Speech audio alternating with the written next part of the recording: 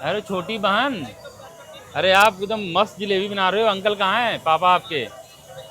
वो एक्सपायर हो चुके हैं। अच्छा अच्छा, तो यहाँ पे अंकल पहले लगाते थे ना, बहुत पहले मैं आया था यहाँ पे अंकल लगाते थे। नहीं, मम्मी लगाती थी हमारी। अच्छा, मम्मी आंटी लगाती थी, तो अभी आंटी नहीं है क्या?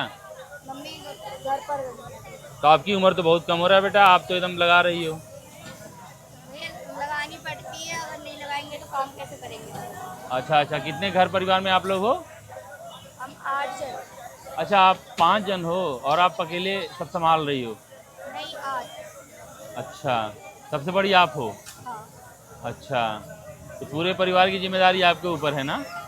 अच्छा अच्छा, तो सभी लोग यहाँ पे आते हैं जलेबी आपके पास खाने के लिए, राइट? हाँ।